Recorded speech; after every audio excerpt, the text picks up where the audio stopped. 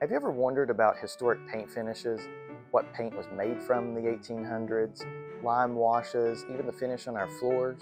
Well, today we're going to interview an artist and do a Q&A with her about the importance of preserving these finishes, what they're made of, and how to work with them. We're going to go over some warnings about things you should look for. We're going to go over her efforts in preserving and restoring these finishes and what she can do to new houses to make them look old again. So join me. I'm Daniel Shue, the Old House Agent. I'm a real estate agent and I specialize in old and historic homes in Southwest Virginia and Northeast Tennessee. I've dedicated my career to preserving these places while helping others discover the joy of owning a piece of our region's past. On this channel, you'll find restoration journeys, history, and honest insight into what it truly takes to bring old houses back to life. And I'm grateful to have you along for the adventure. Hello and Merry Christmas. If you're watching this week, Merry Christmas. If you're watching it 6 months from now, I hope that whatever season you're in is happy and blessed. I am here at the King House today and we're doing a great interview I'm excited about with my friend Natalie E. Tackett. She is a faux finish artist, a restoration artist, and many things that are under that umbrella. And she's going to talk to us about antique finishes, paint finishes, floor finishes, and all kinds of things that you need to know about when you're restoring a house. But before we get started, I wanted to tell you all, this is not a sponsor, I wanted to tell you all about this awesome tea that Natalie and I are drinking today. It's from the Oliver Clough and Company in Charleston, South Carolina, and we are having the bohea, which was basically the most popular tea in the 1700s, and it is amazing. It smells like an old fireplace and it tastes like one too, I guess. And so it's awesome. So thank you, Monica, for getting our tea together for us. And Natalie, welcome to King House again. We're glad to have you back over and over and over. You can come here anytime you want to. Thank you so much. I always enjoy being here, and I'm excited that Pandora has decided to join me here. So we'll see. She will be sewn to you throughout the process. Fantastic. This is like my therapy cat. Hopefully the questions won't be too hard.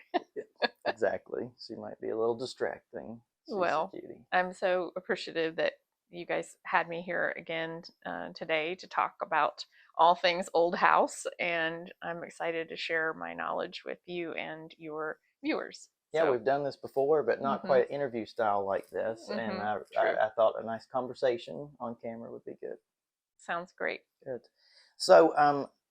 So tell us, before we get started, your credentials are this long, and I admire all of them, but I can't remember all of them. So tell us about yourself and how you got to be doing this. Well, thank you so much for your kind words.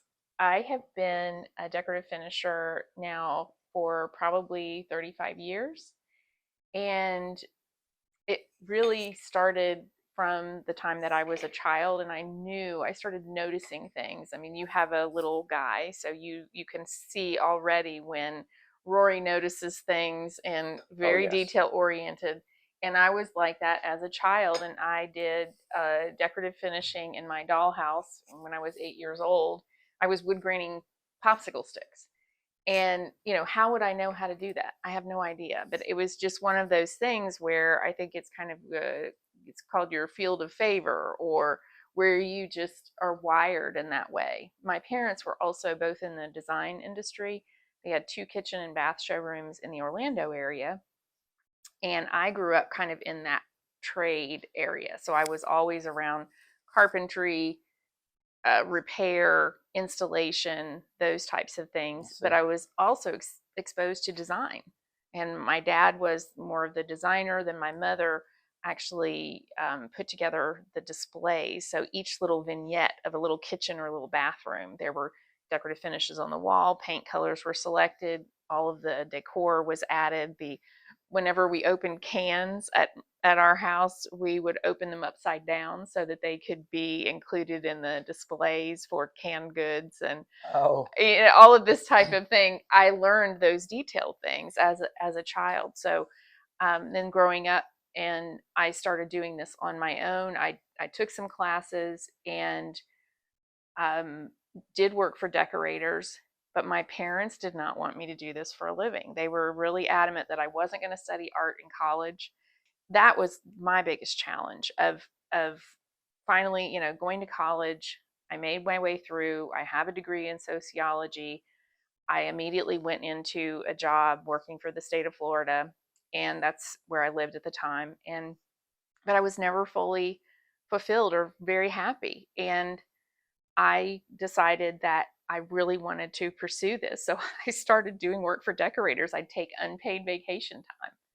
And then I started training with European masters, and it just kind of spiraled. I also worked under a conservator when I was in my 20s and really learned more of the nitty gritty of detailed restoration work with frames and art and furnishings. So and it's now I've just made my life this work, and it's been so incredibly fulfilling, and um, I couldn't be happier in that respect. I love that. I was thinking, this morning, I love the Christmas season. I love everything about it. I love getting to it. And the day after, I'm not ready for it to be over, but I love my job so much. Yes. I'm ready to get back to work. Yes. I assume you feel the same way. I do. I mean, today's Boxing Day, so I guess it's still a little bit of Christmas holding on, but at the same time, yes, it's I think sometimes hard to turn off the brain because it's part of who we are. Yeah, definitely. Yeah. We know your background, which is incredible. And so how do you apply that, and what do you do today for people?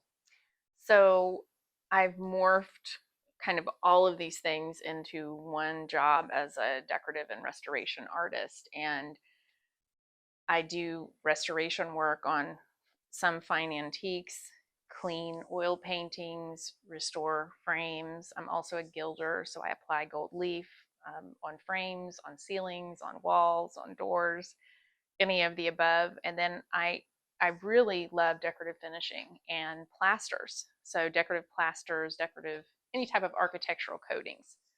And I've been able to mix the old with the new, which is also nice because I can apply a decorative finish to like a fireplace and make it look like marble.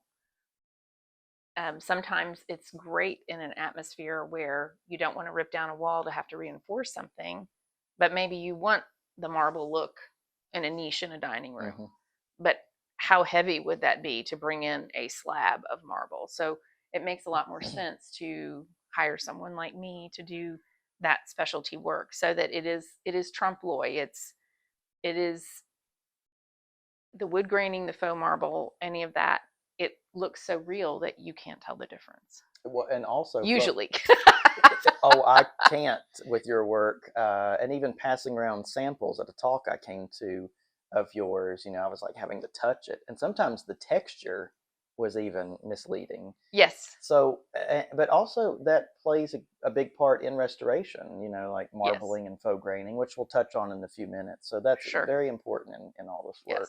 Yes. Anything that's decorative, anything that's an architectural coating is what my business does. I mean, it's all related in some way. We even offer concierge services of being able to go into a home, and let's say there are some issues that are above maybe what a handyman would do, and able to do that in a finer home in more of a luxury market. Wow, yeah. So then we do have some even redesign services, and I work with a lot of designers, interior designers, decorators, where we help with placement. How could we best feature some of the decorative finishes that are going to be on the wall, but also kind of tying the room together with furnishings? Do we do something on the ceiling? There's so many different aspects of decorative finishing and fine finishing that can really enhance your room and enhance a space in general that to the point that it really showcases the beautiful things in a home and a room. Absolutely. Those details are very important. Mm-hmm. Well, so let's get on the subject of paint, because Mm-hmm. that's the big subject with this. Sure. You know, to go back in time, especially for our region, but across the U.S., what was paint made of in the 17 and 1800s, and how was it applied? You know, what's the story behind all that?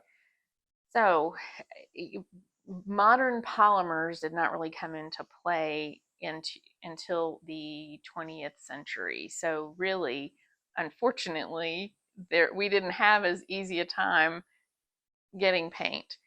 Somebody had to mix paint by hand, so there might have been formulas, but it wasn't like going to Sherwin-Williams or Benjamin Moore and having an exact down to the 0.001 of pigment. So paint color was also very different, but paint itself was made from linseed oils, it was made from pigments.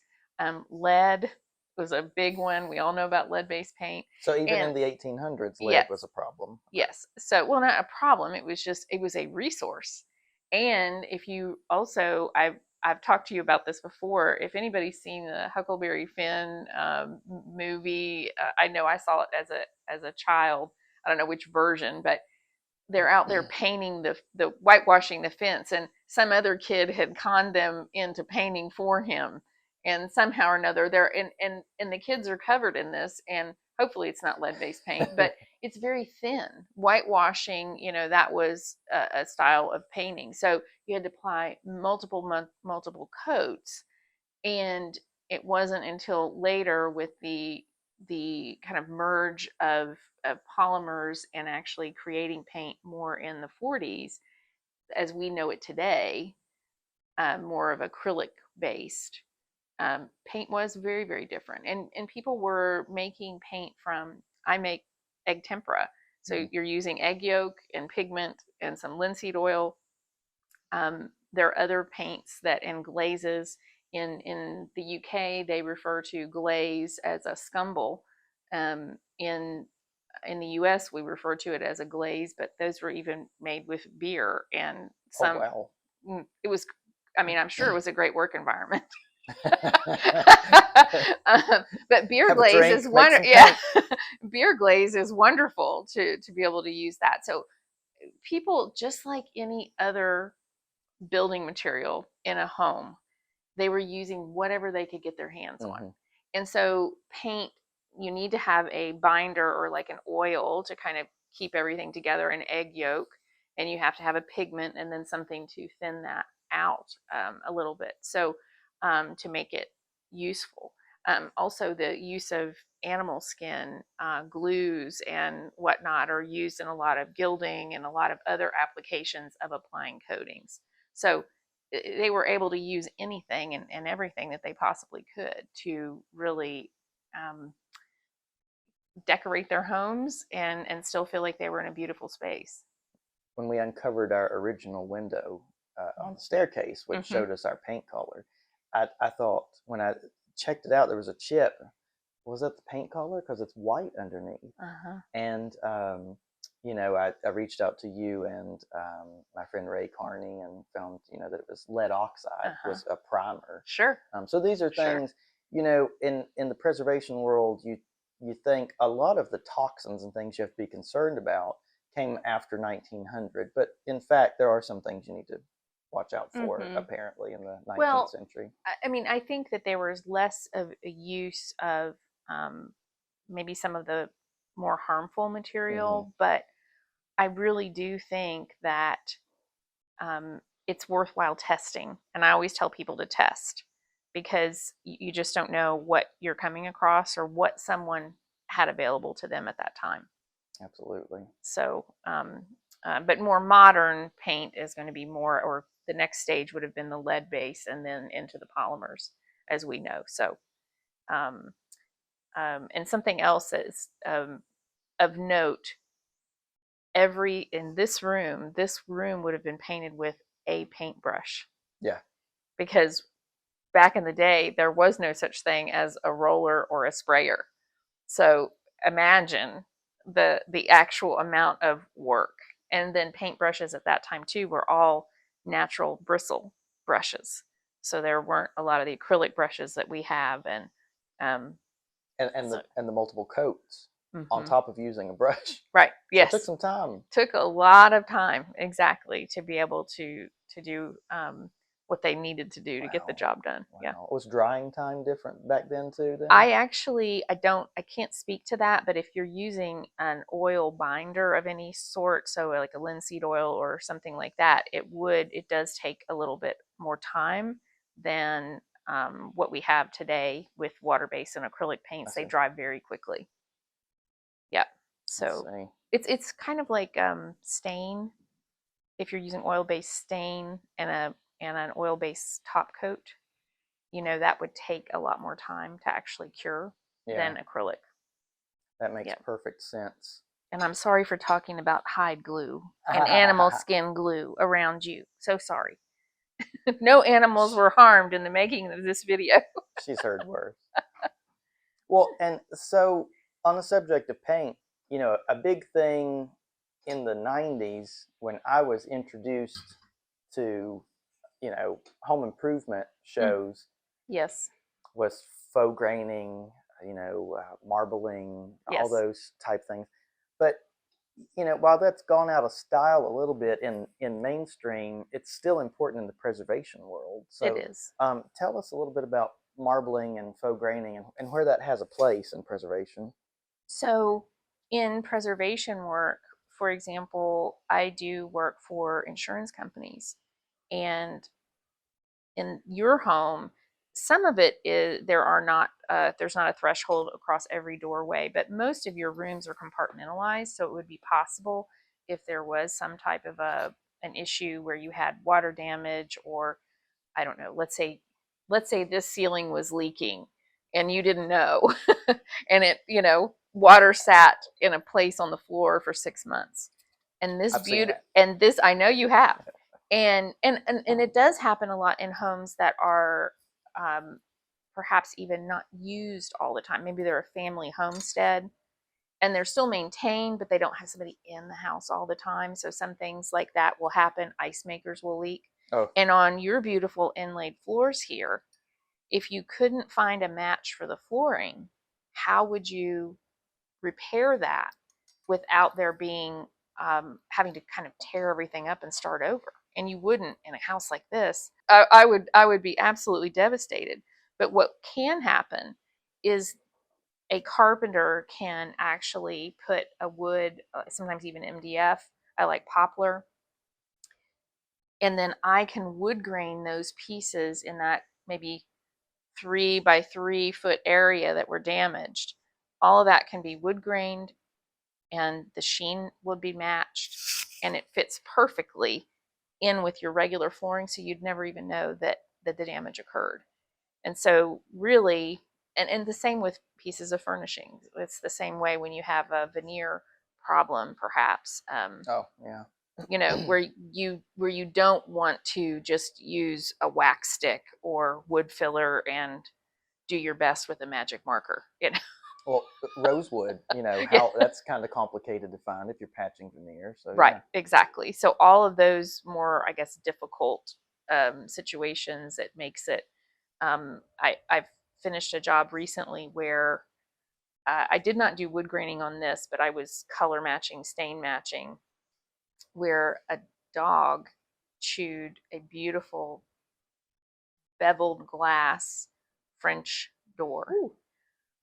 Both doors, they chewed the muntins or mullions. Okay, so they literally chewed and took pieces. Wow. So all of that had to be completely restored, but it takes a professional that can color match, that can,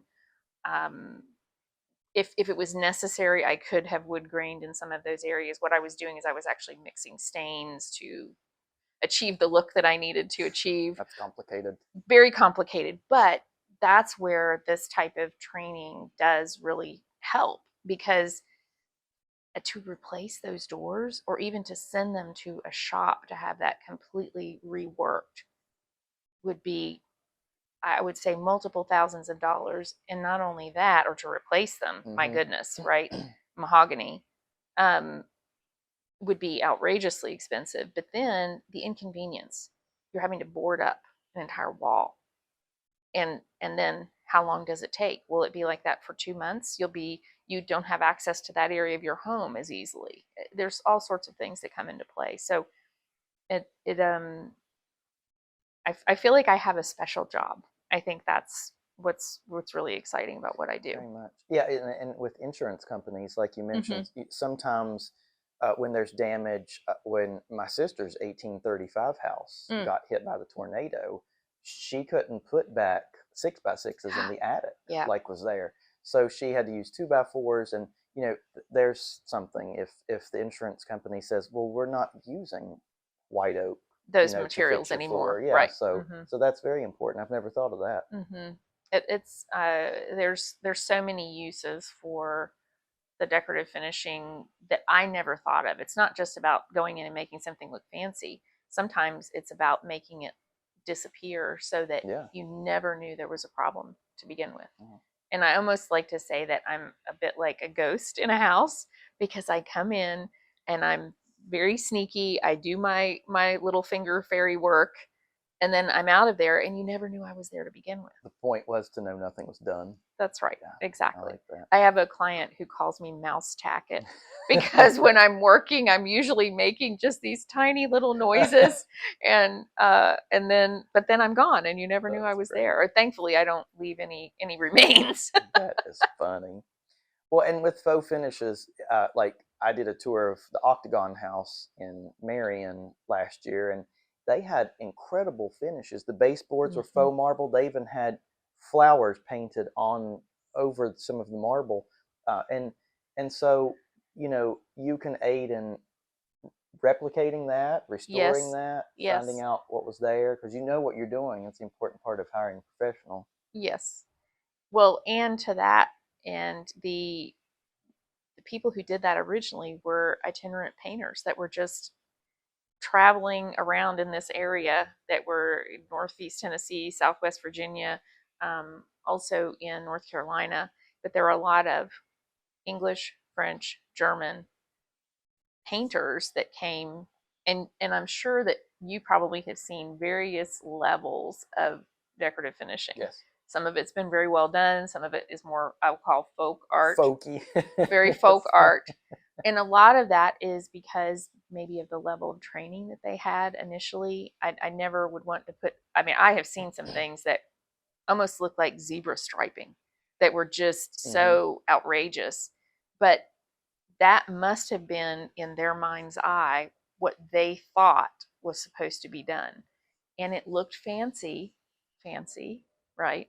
And so because of that, it was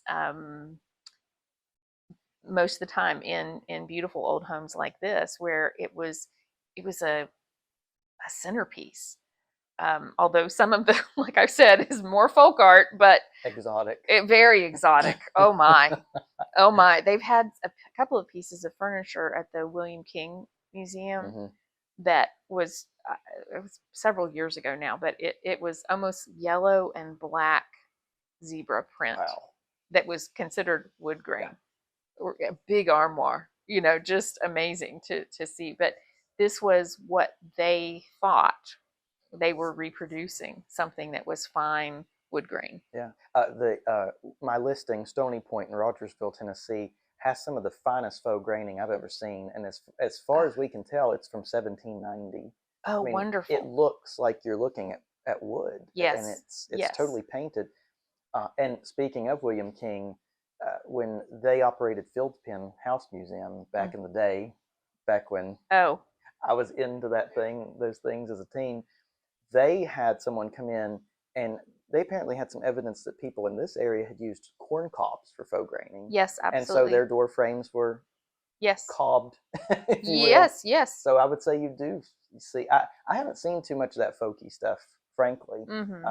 It's been pretty fine finishes around here. And those artists Well, artisan also. Hmm. They lived with these people too for the time, didn't they? Generally, they would stay there. Sure, it depended with it, but if they were going to be on a job very similar to what I do, where I have, I You still go do and that? I'm still doing that. I sometimes will stay in guest quarters and my for my clients because it does make it much easier and much more effective. But depending on the job, of course. But they also, it's kind of like there were a lot of itinerant painters that did portraiture. So we see a lot of the folk art paintings of children. They were literally just going from town to town painting family members of more wealthy people. I've heard that sometimes they would have like like stacks of canvases. They had already painted a body with no face, and then they Yes, would paint the person's face. So that's and true. and backgrounds as well. Wow, Because it was essentially quick and dirty, where they could literally go in, and I'm sure somebody that was doing that all the time, and that's all they were doing. It made it absolutely so much easier. that's And you'd know also that sometimes you'll find these in antique stores, and it will say little boy on the, okay, um, because the child is dressed in blue. It was a little oh, girl because blue was a female color, I love that. Yeah, pink. and red or pink Yep. was the male color. So That got it's switched around for yeah, marketing reasons in what, like the turn of the century, some 1900s. yes. I So interesting the way love that that. all, and but those are just those little details that are so interesting, of the That's past. true. I Hmm. love that aspect, how those have changed. I think mauve pink tones they're warm. Hmm. I like it. I've always been, comfortable enough in my masculinity to say, well, I kind of like pink colors. And then I Yes. found out later it was a masculine Yes, color it back in the was. day. Yes, And absolutely. getting off topic, but lavender was a masculine scent Yes. back in the day, and now we Yes. attribute it to women. It's Yes. interesting how those things change. It is. Like you said, marketing. Yeah, definitely. So, Natalie, we've talked about old finishes and how faux finishes work in preservation. Now, Mm. we live in a world where I will click on Facebook and see a before and after of this incredible room that had original white oak woodwork, and it's painted white now because they wanted a clean look. And gray walls. Yes, and so we have, and white trim, that's just fine. We have some here. It was painted 100 years ago, but we live in an era where it seems like maybe there's more and more respect for what was there than there used to be, but we still deal with the fact that some people want to update a space by changing things like that. Why is it important to, in your opinion, to save these finishes and maintain them? Well, I come from a point of view as the artisan. And so for me, I know when I see that something has been crafted by hand in whatever way, whether it's a hand carved object, whether it's decorative painting, I always think of the person who did the work, and like that I want to allow their legacy to live on. Mm. And I also think it's important, especially in our world in the US, everything is a throwaway Yes. society.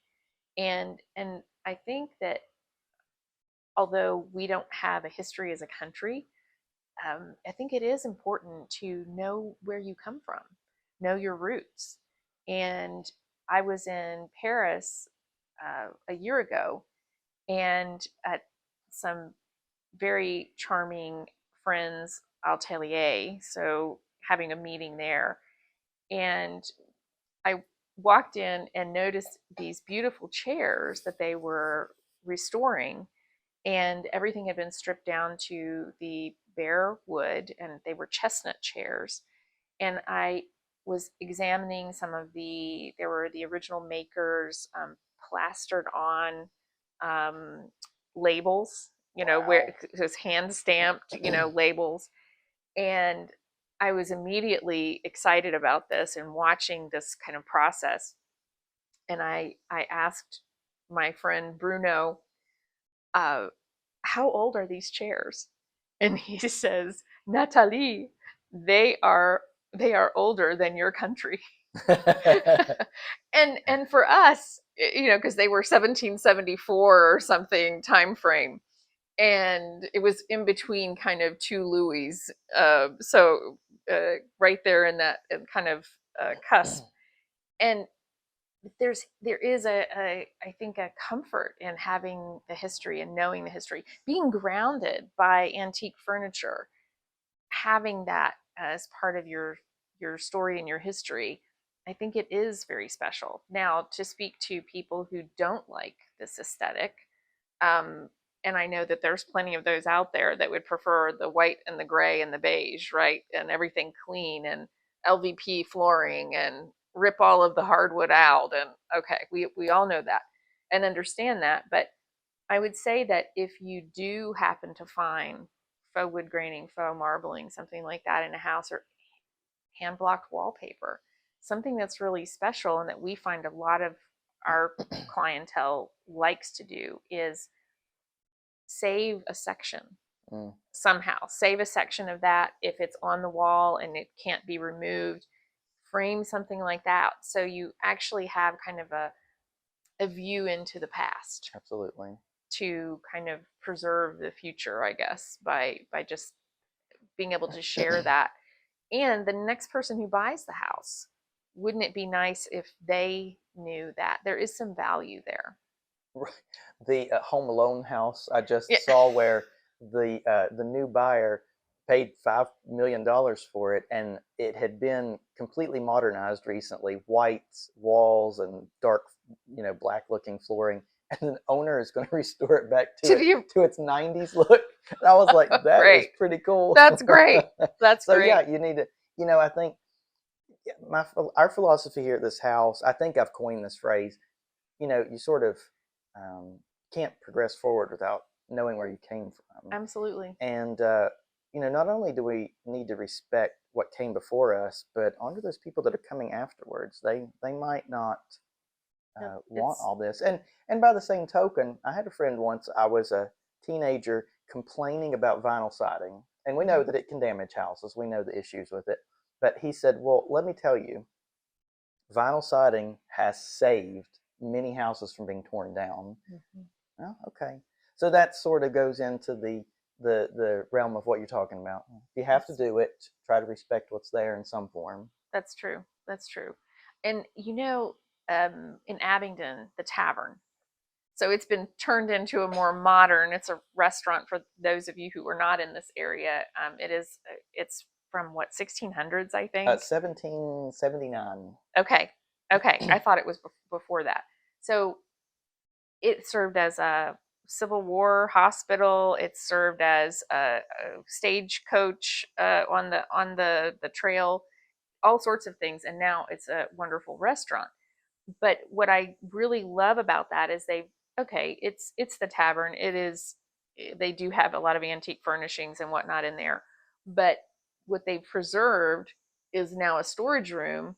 But the hospital section of the tavern, sometimes, depending on when you're there and how busy they are, you can actually see there's a hospital bed upstairs that has always been there. There's also the numbers, the beautiful penmanship, numbers written on the wall in, I don't know, some type of probably charcoal or something like that. And there's something to be said for that, because when you're sitting in the restaurant, you just see it as an old building and an old place that's functioning as a modern restaurant. But then when you actually go upstairs and you actually see that part of the history and realize, oh my gosh, like I'm literally was eating dinner next to what could have been where a soldier was recuperating. Yeah. Who knows? And gosh knows what else could have happened in that area. Speaking of ghosts, and but it's so special, I think, to know where we come from and honor the past, because it is part of the future. It sure is. Yeah, we definitely in America need to continue to grasp that. We've lost too much already. I agree. So I agree with everything you said fully. We've touched a little bit on toxins and dangerous things that can be in old houses. I think there's a powerful, now I'm a real estate agent. I can't make light of lead paint, and I don't intend to.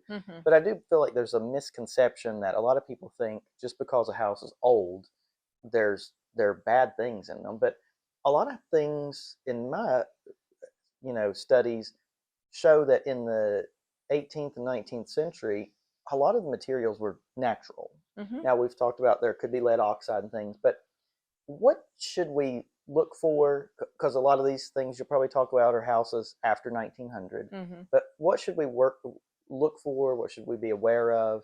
And who do we call? Ghostbusters. Mm-hmm. Yeah, Ghostbusters. Now, well, as you and I have discussed, we are not lead paint remediators, so we're not into that at all. But my best recommendation is that if you buy an old house, and maybe even you do this as a realtor, but have a lead testing kit. Find out where the lead base whatever is, but you also know there's other things like asbestos in flooring. There's all sorts of other things. It's kind of a rabbit hole because depending on who you work with or who you call to discuss these things, in some cases, especially historic homes, it's a fine line because you may want to encapsulate lead-based paint, for example, but then what if it's covering up a part of the history of the house? So I think that finding that right person to work with and to essentially open your eyes to what's going on, but I think really educating yourself as a buyer or as a homeowner, it's do the testing yourself initially so that you know what you're working with. Yeah. And I think that's hugely important. That's true. Knowledge is power, as they say, but I think it is true because then you can find somebody who will maybe be in alignment with your goals for your house and the preservation or restoration that you want to do.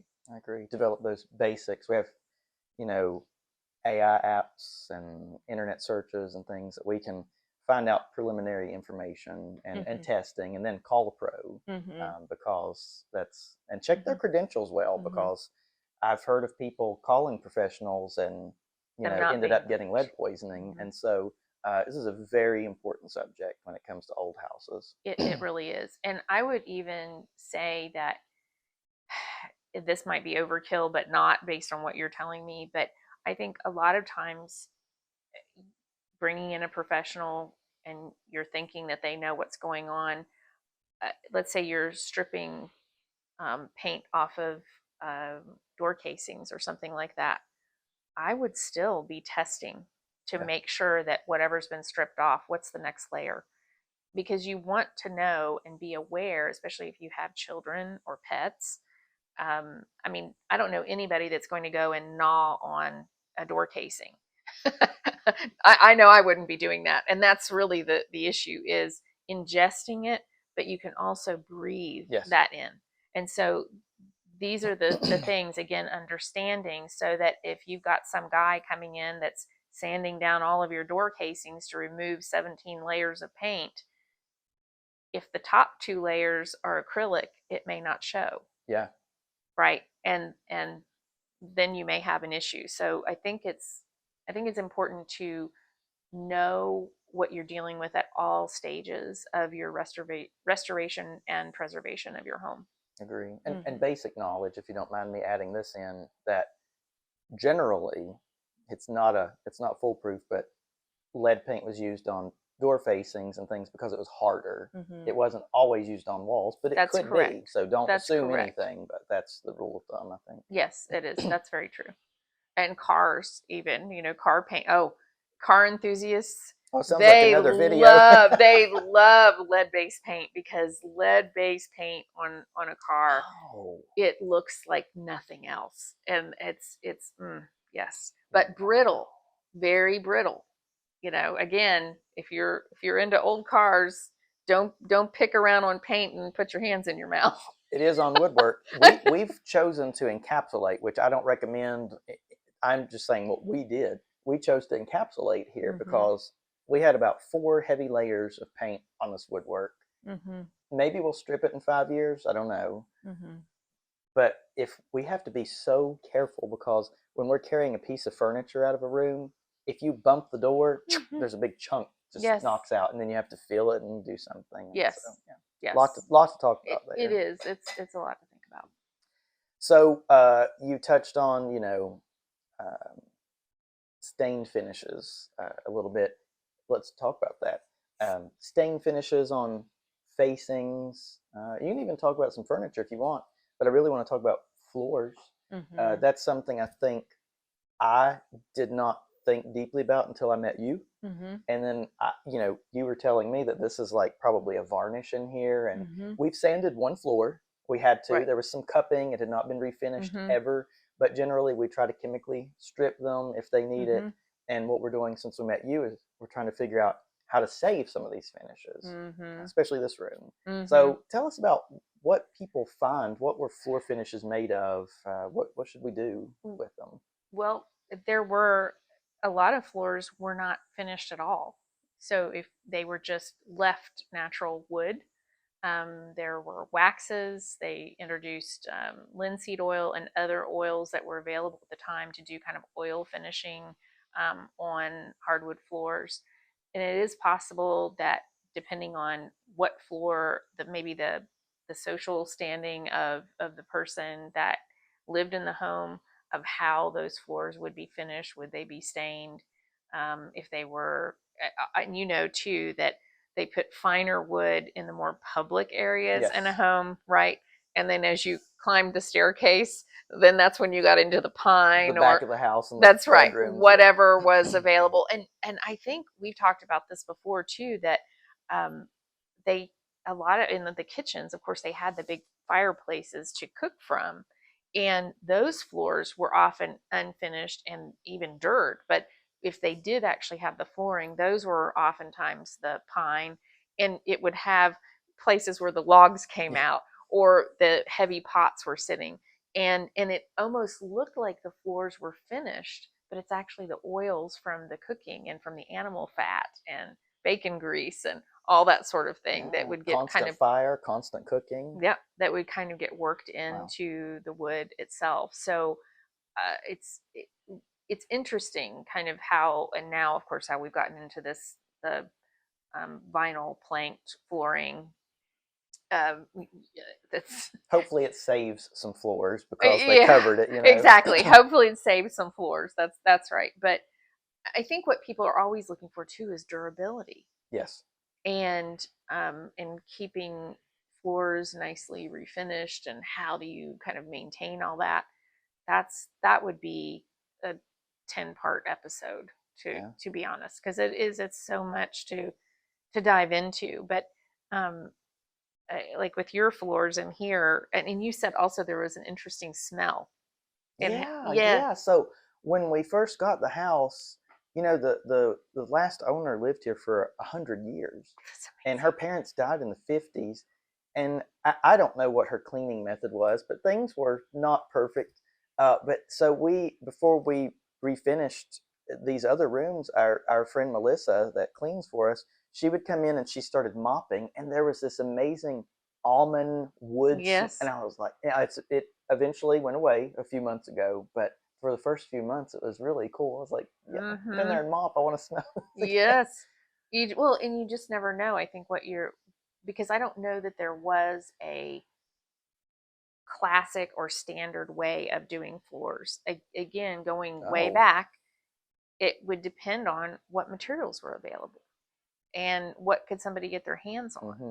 So if they were oil finishing a floor, for example, who knows? Maybe if a linseed oil wasn't available, or a tung oil of some sort, or a citrus oil of some sort wasn't available, which is more along the lines of what we use today, they were going to use what was That's available true. to them. Interesting. Um, so uh, it's it um, there's so many things that are out there and that are available, that I believe that it's a mystery in itself to try to determine how every single floor was finished at the time. The only way that you can really test that and know for sure is to do what's called like solvent testing. Okay. You can tell if something, even like with furniture, you can tell if something's a lacquer base, or you can tell if it's a um, more of a paint Okay. base, an oil based finish, like with mineral spirits, use lacquer thinner to see if that disturbs the finish. Then you kind of know what you're working with, and then kind of get a game plan from there. We had one that had a wax finish. Apparently, Yep. that was all. Yes. It was very worn, and that was great because I took. Oh gosh, I can't remember exactly what it was. I think it was just paint thinner. Okay. And I put Yes. it on and I scrubbed 3 Yes. times, wiped off, scrubbed, wiped off, and got all that off, put a Yes. finish on, Mhm. and it turned out quite well. So I guess the moral of the story is also call a professional on this to Mhm. make sure you're not messing something up forever. Right. And on that note, you work all over the country, so if someone can contact you, I mean, if it's a good enough job and you like it, you'll travel, right? Right. Absolutely. It's and I only work for nice clients. So so if you're not nice, don't call. No. I like that. That helps. That sounds that like a you good love philosophy. and you love old houses. I think that's the other thing. Yeah, that's what I so that's what I will work for. Instead of we'll work for food, we'll work for nice clients Like that. and beautiful old homes. That's important. I like that. And one more thing, I guess I'm making more of a statement for the audience that, and you can agree or chime in, is that sanding floors, we went through that era of in old houses, you sand the floor down until there's nothing left and then put a finish on. Well, they were saving a lot of floors from being just taken out. But we had a house once, the finish was not great. We had a guy come in. He said these floors had already been sanded 5 times. He could tell, Right. and Right. you couldn't do it again. Right. So that's something you need to think heavily about. No pun intended. Before Yes. you do. I totally agree that there's again relying on a professional to give you that important information, but I'm always of the mindset that I want to try to somehow salvage it, because there are so many. You don't necessarily have to do it the standard way of calling a floor refinisher and that's your only option, because there are waxes, there are other ways that, let's say the floor can't be refinished again, there are other things that you can do to kind of preserve and allow you to maintain. So Natalie, one hot topic these days, because so many younger people are trying to get into restoration efforts, and there's also, we've talked about misconceptions already, and another misconception about preservation is that you have to be older and very wealthy, and that's not always true. I tell people to, find your place. You can make a difference no matter what it is. So let's talk about budgeting. How does that fit into this? What are your thoughts on cost and budgets? I really do think that certain things can be done at any level, and kind of even using your house as an example of, you guys weren't able to do everything that you wanted to do right off the bat. Like that just wasn't. It's taking time. It absolutely. And I think you want to have a feel for the home and want to understand the various nuances. And we were speaking earlier before filming about the dining room. And there's a section that you have the brick exposed. There's another section somewhere else that where the two parts of the home are joined together, and you want to be able to kind of highlight that and not plaster over it. And you want to be able to show that this is actually part of the bones of the house. This is how the house kind of came to be as it is today. And I do think that if you do not have a huge budget for restoration or preservation, work with some very basic things so that you're not, if a wall needs to be replastered and obviously it's structural, those things have to be taken into consideration. And we've also talked about, drywall mud or no drywall mud, the 20-minute quick mud or whatever. And I think that in some cases you have to do what you have to do, right? But I don't necessarily, me personally, agree with putting down vinyl plank flooring over beautiful hardwood floors that are inlaid. Or why would you do that if you're Buy the house? Right by the house, exactly. So I think that's something just to take into consideration if you are purchasing a historic home or just an old home that you would like to be able to enjoy. Think about the kind of the bone structure of the house. What is it that attracted you to that home? and focus on those areas, you know, and then you can take some other projects in a different direction, you know, as you live in the home and start enjoying your space. Yeah, absolutely. It's restoration and preservation is not for the faint of heart, but if you think you're inclined to do it, time is on your side. Time is on your side. That's your right. time. That's right. And that is an important thing. You were talking about living in the space. We've always wanted to see what lighting in different seasons looked like in houses before we paint. Yes. And we painted here the first year some rooms, and we're now going back and rethinking some of that because of the way the light changes. Yes. And so yeah, that's definitely a lot to take in. Yes. When I moved into my home, it was built in 1935. I painted everything, all the walls, basically in oatmeal color. Oh yeah. Right when I moved in, because there had been kind of a hodgepodge of various colors throughout the house, and I call that like a Skittles or an M&M's kind of house, because all the colors are there and you're going from one room. And I know that was popular in the 80s of, you know, kind of garish colors, but and I think there's some shock value there. But even just kind of going in initially and, like you're saying, studying the room in a different lighting in different seasons before you kind of really pull the trigger on a color, whatever your color of choice may be. Yeah, we had an advantage here of, we found that this room was painted this color in 1900, and the music room was always blue. And we do prefer, unless the house tells us differently, a subtle color in an entrance, so that you don't walk into blood red and get a feel for. I like for the way we live to be a little mystery till you come into each room. And so what was cool about this is we knew that this should be mauve and the dining room should be blue. Well, how do you put those two together? And so we took the trim color from the music room. Oh, I'm sorry, music room, not dining room. Took the trim color from the music room, painted it on the walls of the hallway, and connected these two spaces.